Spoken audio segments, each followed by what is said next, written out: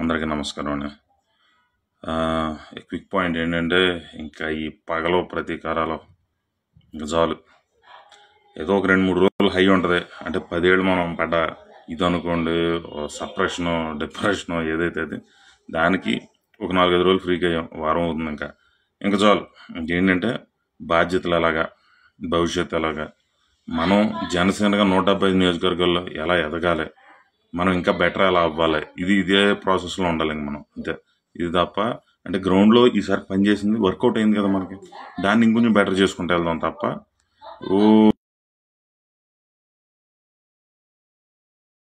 ఆవేశపడిపోయి ఇంకా వాళ్ళ మీద పగల ప్రతీకారాలు ఇది మనకు వద్దు. మనం ఎలా డెవలప్ అవ్వాలని చూసుకుందాం. మనకు వచ్చిన 21 సీట్లు మాత్రమే.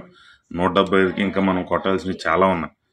అంటే మ్యాజిక్ ఫిగర్ 90 అయితే ఇప్పటికి 21 వచ్చినాయి అనుకోండి మనకి. అంటే ఇంకా ఎన్ని బ్యాలెన్స్ ఉంది మనకి. ఇంకొక 70 సీట్లు మనం లేదంటే కొట్టాల్సింది ఉంది. 70 సీట్లు ఇంకా పెంపొందించుకోవాలి. కనీసం గవర్నమెంట్ ఫామ్ చేయాలంటే 2029. సో దానికి తగ్గట్టు పని చేసుకుంటే ఎదురుకెళ్దాం తప్ప ఆవేశాలు ఇవన్నీ ఇంకా అయిపోయింది. డెఫినెట్లీ కొన్నాళ్ళు అవసరం ఆ ఆనందం, అంతవరకే తప్ప ఒకళ్ళ మీద విషయం ఇంకా అదే పనిలో కూర్చోకూడదు మనకి. అప్పుడు వాళ్ళకి మనకి తేడా ఉంటుంది. నాయకుడు కూడా అదే ఎప్పుడు ఓడిపోయినప్పుడు నేను ఎలా ఉన్నాను, నెగ్గినప్పుడు అలాగే ఉన్నాను. అదే కంటిన్యూ అవుదాం అంతే. స్థిత ప్రజ్ఞత అది రావాలి మనుషులకి. పని చేసుకుంటూ పోదాం చాలు.